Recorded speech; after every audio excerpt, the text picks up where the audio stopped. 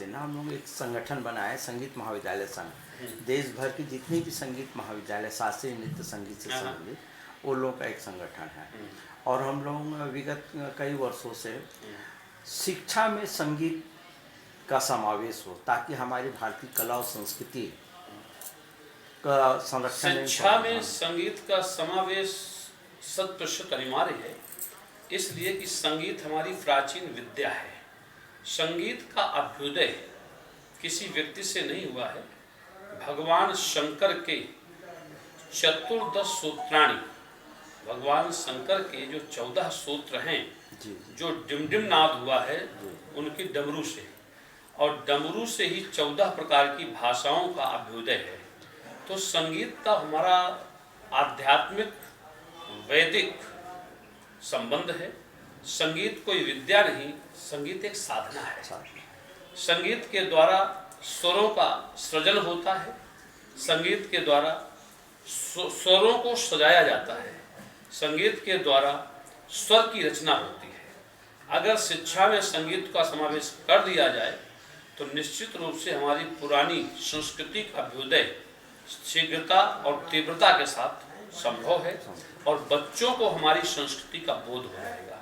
जैसे हमारे जीवन में स्वर तो है, पर अगर स्वर को हम सुंदरता प्रदान करें तो हमें संगीत की आवश्यकता पड़ेगी। जैसे हम मंत्र पढ़ते हैं, नमामि समीसान निर्वाण रूपम विभुम व्यापकम ब्रह्म वेद स्वरूपम, और यदि हम इसको स्वर में संगीत के साथ बोलेंगे तो इसका श्रृंगार सुशोभित हो जाएगा, और इसकी रचना जो है समाज को आकर्षित करेगी। संगीत में आकर्षण होता है, संगीत के द्वारा कर्षण होता है, इसलिए संगीत का समावेश अनिवार्य है।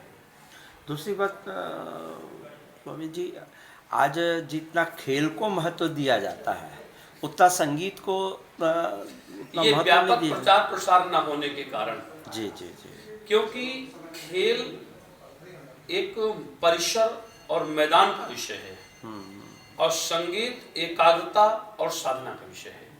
इसमें केवल सरकार की भी शिथिलता है और समाज की भी। कोई भी व्यक्ति अपने बच्चों को संगीत की ओर प्रेरित नहीं करता। 99.9% लोग संगीत से दूर हैं, और जिस संगीत की ओर वो आकर्षित होते हैं वो संगीत की श्रेणी में नहीं आते। बिल्कुल सर।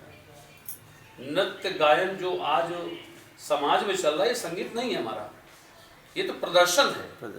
और संगीत जो है वो ईश्वर का दर्शन है। संगीत में स्वरों का समावेश होता है और वहाँ ईश्वर वास करता है। इसलिए इसमें प्रचार प्रसार सरकार को भी करना चाहिए, समाज को भी करना चाहिए। जैसे कथा भागवतों के मंच में भी आजकल प्रदर्शन का संगीत होने लगा, जबकि नहीं होना चाहिए। वहाँ संगीत साहित्य का प्रदर्शन होना चाहिए, और संगीत एक साहित्य का विषय है। जी, दूसरी बात ये था स्वामी जी, हम लोग ने विगत कुछ वर्षों से प्रयास कर रहे हैं निरंतर संगीत। यहाँ एशिया के एकमात्र विश्वविद्यालय इंदिरा कला संगीत विश्वविद्यालय खैरागढ़, वहाँ हम लोग कई वर्षों से प्रयास कर रहे हैं। अब हर साल ये लोग 10% परीक्षा फीस बढ़ा देते हैं। ये नहीं होना चाहिए। हम लोग ने बहुत लिखा पढ़ी, विमल जी ने बहुत लिखा पढ़ी किए हैं, लेकिन फिर हर साल 10%। आज वो यानी कि जो कक्षा चौथी में जो बच्चा पढ़ रहा है उसको एमए स्तर के जो अन्य डिग्री कॉलेज है उनमें एमए बीए स्तर का उनको फीस देना पड़ रहा है। तो ये सीधा सीधा हमारे संगीत, शास्त्रीय नृत्य संगीत और समाप्त करने का षड्यंत्र रचा जा रहा है। निश्चित रूप से इसका विरोध होना चाहिए। जी, और इसका विरोध जब समाज करेगा तभी सरकार उस पर अमल करती है, क्योंकि संघे शक्ति कलयुगे, संगठन में शक्ति है। कलयुग का ये सूत्र है। अगर संगठन हो जाएगा तो समाज में निश्चित रूप से परिवर्तन आ जाएगा, और इसका भरपूर समाज को विरोध करना चाहिए, और हम सब लोग इस पक्ष में भी हैं। वो तो संगीत शिक्षा तो निःशुल्क होना चाहिए, संगीत शिक्षा निःशुल्क होना, तब ही प्रेरणा मिलेगी लोगों को। एक तो रुचि नहीं है, और रुचि है तो वहाँ महंगाई है, तो लोगों का और मन हट जाता है। क्या है स्वामी जी, हमारा राजनांदगांव में बहुत पुराना संगीत महाविद्यालय है।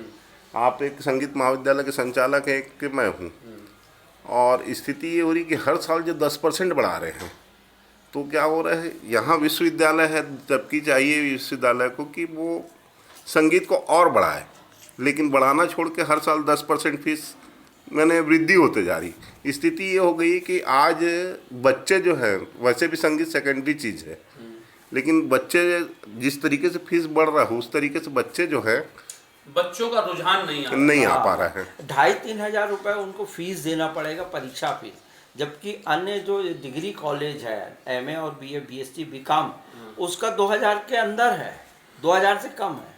उसका एक ही ऑप्शन है कि समाज के लोगों का इसका एक बार प्रबलता से विरोध करे, तो संगीत की शिक्षा तो निःशुल्क होनी चाहिए। जी जी।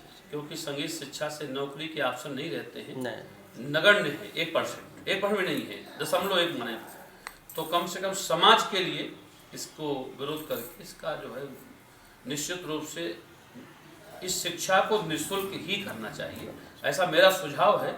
और आप सब लोग बुद्धिजीवी लोग हैं, एक बड़ा आंदोलन तैयार करें और सरकार के संज्ञान में लावें। और कल इस छत्तीसगढ़ राज्य के यशस्वी मुख्यमंत्री जी आ रहे हैं जी, तो आप लोग उसको एक विज्ञापन भी दें जी और मैं उस विषय को रखने का प्रयास करूंगा और उनसे कहूँगा, जी, क्योंकि मुख्यमंत्री संवेदनशील हैं, जी जी निःसंदेह जी, हर वर्ग का ध्यान रख रहे हैं, हर परिस्थिति का ध्यान रख रहे हैं, और अभी उनके संज्ञान में नहीं आया होगा जी, नहीं तो ये बात वो तुरंत फॉलो करेंगे। और आप लोग रखें, और कल मुख्यमंत्री जी यहाँ रुकेंगे, यदि वो राजनाथ में प्रवास करते हैं तो मैं आपका इस मैटर में सहयोग करूँगा और मैं स्वयं उनसे कहूँगा कि इस पर आप संज्ञान लें और तत्काल इस व्यवस्था को बदलने का प्रयास करें। जी, धन्यवाद। क्योंकि मेरी बात को मानते भी हैं और मेरे सुझाव को अमल भी करते हैं वो, क्योंकि राजनीति विषय अलग है, व्यक्तिगत वो बहुत संवेदनशील मुख्यमंत्री है, इसमें कोई शक नहीं। सही बात। धर्मज्ञ भी हैं, धर्मात्मा के रूप में भी हैं, किसानों का पूरा ध्यान रखते हैं। और आज की तारीख में पूरे देश में इतनी सुंदर गौ सेवा के विषय में सोच किसी की नहीं है। किसानों के प्रति किस राज्य में धान का मूल्य 2600 है, किस राज्य में गोबर खरीदा जा रहा है, किस राज्य में गोधन न्याय योजना लागू है, केवल छत्तीसगढ़ में। इसलिए आप लोग इस बात को रखें तो हम उनसे कहेंगे। जी, थैंक यू।